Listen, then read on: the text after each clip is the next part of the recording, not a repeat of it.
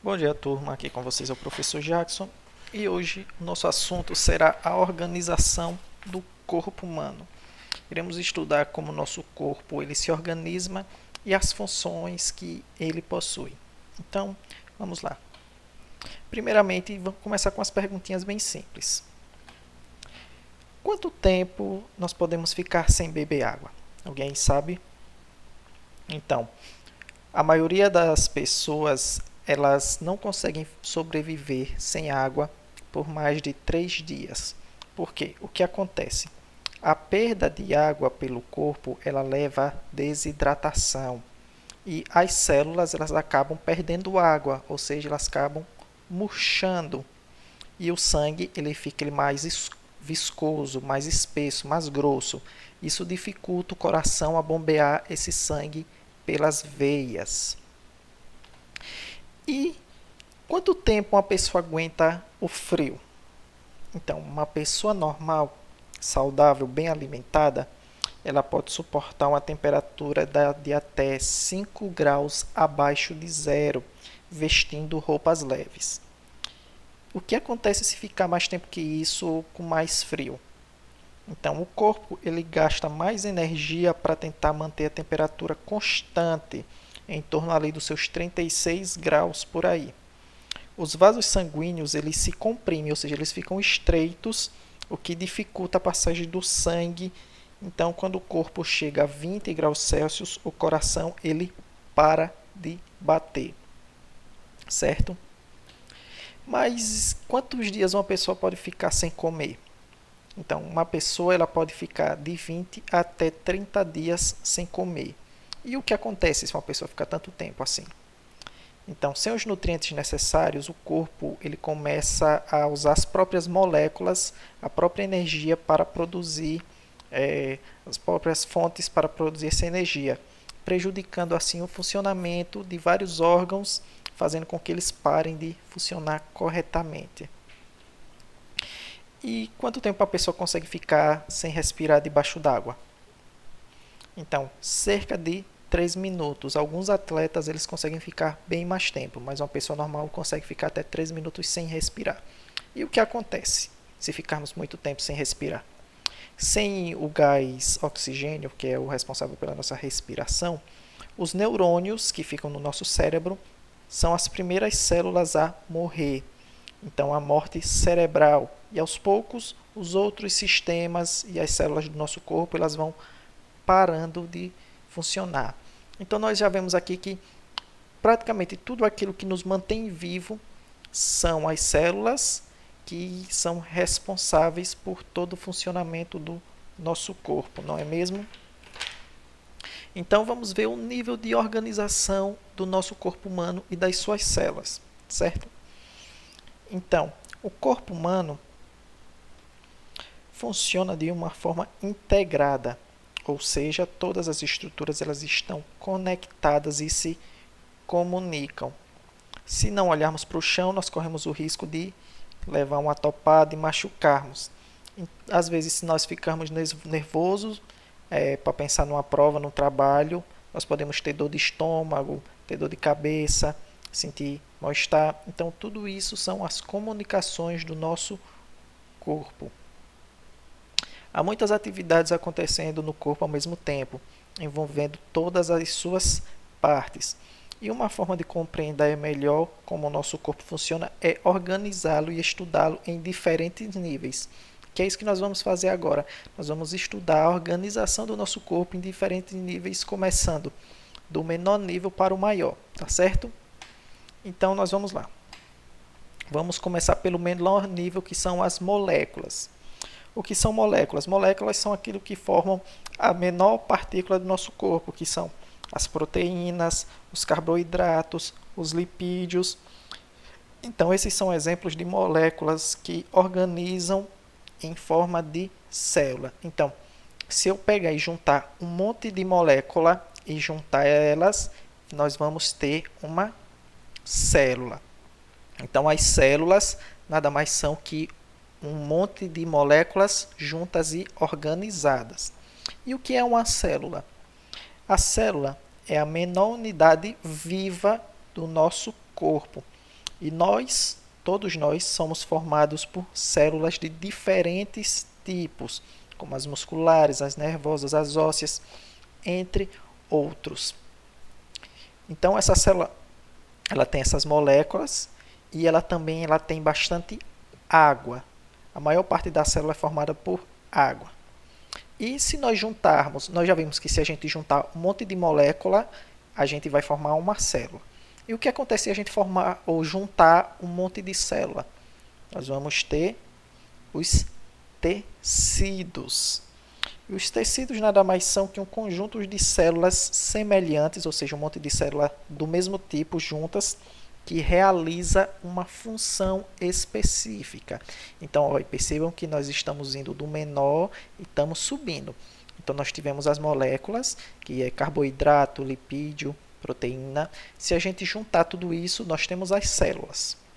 Então, se nós pegarmos um monte de células junta, do mesmo tipo, e botar tudo junto, nós vamos ter os tecidos. Os tecidos, eles exercem uma função específica, tá certo? Mas o que acontece se nós juntarmos esses tecidos? O que é que nós vamos ter? Nós vamos ter os órgãos. Então, o órgão ele é formado por 2 ou mais tecidos diferentes, e os órgãos eles geralmente têm a forma e a função própria. Então, nós temos aí o fígado, que tem uma função própria, o cérebro, que tem uma função própria, o estômago, que tem uma função própria, os rins, que tem uma função própria, o coração, o pulmão. Então, se eu pego 2 ou mais tecidos e junto eles, nós temos uns órgãos. E esses órgãos eles exercem uma determinada função, cada uma diferente do outro, tá certo? Então, o cérebro ele vai ter uma função e o estômago vai ter outra diferente. O coração vai ter uma função e o rim vai ter outra diferente. Certo? E o que acontece se nós pegarmos os órgãos e juntá-los também, como a gente fez com os tecidos e com as células? Então, se nós fizermos isso, nós vamos ter um sistema. E o que é isso? Sistema ele é um conjunto de órgãos que realizam determinadas funções, que juntas contribuem para determinada finalidade, como nós temos aqui no nosso exemplo o sistema digestório, que é o sistema utilizado para a digestão de tudo que nós alimentamos, ou seja, nós temos aí o estômago que tem uma função, nós temos os intestinos que tem outra função, então tudo isso junto, todos esses órgãos juntos exercendo a sua função é um sistema, e esse sistema ele é extremamente importante para a funcionalidade. Mas a funcionalidade de quê? E nós só temos esse sistema aqui, que eu dei exemplo do sistema digestivo? Não, nós temos vários outros sistemas, que é o nosso próximo passo, que se nós juntarmos um monte de sistemas juntos, nós vamos ter um corpo. Então, um organismo, que é um corpo como um todo, formado por diversos sistemas que atuam em conjunto, como nós temos ali, ó, sistema muscular, sistema ósseo, que é o do esqueleto, sistema circulatório, que é o do coração, sistema nervoso, sistema digestivo. Então, todos esses sistemas juntos, funcionando bem, nós temos um corpo, um organismo. E veja que nós fomos do menor para o maior, ou seja, a gente pegou um monte de moléculas, juntou todas, deu células. Nós pegamos células iguais, juntamos todas, deu tecidos. Nós pegamos um ou dois tecidos, juntamos eles, nós temos os órgãos. Nós pegamos 2 ou 3 órgãos, juntamos eles, nós temos um sistema. Nós pegamos todos os sistemas e se juntarmos eles, nós temos um organismo. Então, é assim que se organiza as estruturas do nosso corpo humano, onde desde o menor, que é as moléculas, até o maior, que é o corpo, tem uma função. Tá certo?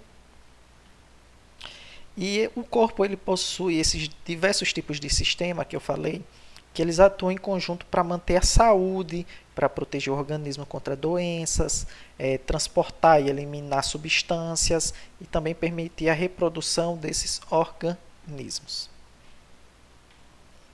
As células e os tecidos, então nós vamos começar por isso aqui. Não podemos ver as células do nosso corpo a não ser que utilizamos equipamentos capazes de ampliar muitas vezes a imagem, como os microscópios. Por isso, antes da invenção do microscópio, não se conhecia a existência das células. Por meio de diversos estudos e observações, foram capazes de concluir a existência desse pequeno pequeno sistema que é a célula e que todos os seres vivos são compostos dela. As células, elas têm vários tipos. E lembrem que quando eu falei que se a gente juntar um monte de células juntas, nós temos um tecido, como nós temos exemplo aqui. O tecido epitelial, deixa eu colocar aqui o apontador. O tecido epitelial, que é o tecido formado por células que formam a pele. Aqui nós temos o tecido nervoso, que são o tecido do nosso cérebro, os neurônios. O tecido muscular, que são as células que formam o tecido dos músculos e do coração também. O sanguíneo, que são as células que formam o tecido do nosso sangue. O adiposo, que é o tecido que forma as camadas de gordura do nosso corpo. E o ósseo, que é o que forma o osso, o nosso esqueleto. E todas essas imagens que estamos vendo aqui são de microscópios ópticos, ou seja, eles não têm uma capacidade muito boa.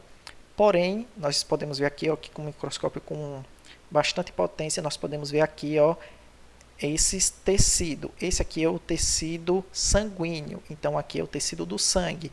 Tudo isso aqui vermelhinho, parecendo uma bolachinha, um biscoito, são células do sangue, tá bom? E aqui nós temos umas células em azul. E vocês estão vendo que tudo isso aqui é amarelinho? Isso aqui é aquela doença que nós estamos presos dentro de casa por causa dela. O professor não pode falar o nome aqui porque esse vídeo está no YouTube, senão o YouTube tira do ar. Mas é aquela que a gente conhece, que começa com CO e termina com ONA. Então aqui mostra bem o vírus atacando a célula. Então, as células elas desempenham funções básicas do corpo. Nas células também se encontram informações hereditárias. E o que é hereditárias? São informações que é passada de geração para geração, ou seja, de pais para filhos. Por isso que existem muitas doenças e problemas que são chamados hereditários, que passa do pai para o filho. E também existem muitas características, por exemplo, um sinal, cor dos olhos, cor do cabelo, são características das células do corpo que passam dos pais para os filhos. E diversos tipos de células podem se dividir e formar novas células, como nós podemos ver aqui. E é assim que nós crescemos e renovamos algumas estruturas do corpo. Então, as células elas sempre precisam estar se renovando. No corpo humano existem diferentes tipos de célula, como eu falei no passado aqui, no outro slide. E os diferentes tipos de células juntos formam diferentes tipos de tecidos, como eu falei aqui, ó, do osso, músculo, da gordura, do sangue. E o porquê é importante? Essas células elas sempre têm que estar se reproduzindo, tá bom? Que é o que acontece aqui. Ao longo da vida, muitas células do corpo elas morrem, enquanto outras são produzidas naquele processo que eu falei lá, que as células se dividem. Conforme envelhecemos, o organismo ele vai perdendo a capacidade de produzir novas células. Por isso que a gente vai envelhecendo, porque a célula vai se dividindo, e com o passar do tempo, as células vão ficando, como eu posso dizer assim, cansadas. Então, ela vai dividindo mais lentamente. Por isso que a gente vai ficando mais diferente quando nós vamos envelhecendo. E novas células, elas tentam se dividir para manter a funcionalidade do corpo. E, como eu falei, com o passar dos anos, o organismo ele vai perdendo essa capacidade de estar sempre dividindo as células e produzindo novas células. E com isso o corpo ele vai ficando mais vulnerável a doenças e outras coisas. E como muitas células morrem e poucas são produzidas, o que é que ocorre? Ocorre a morte do órgão. E por fim, a morte do organismo, que é quando todos os órgãos param e nenhuma célula consegue mais se dividir. Então, pessoal, a nossa aula vai ficando por aqui. Espero que tenham gostado, espero que tenham aprendido e qualquer coisa podem tirar dúvida lá no grupo. Até mais.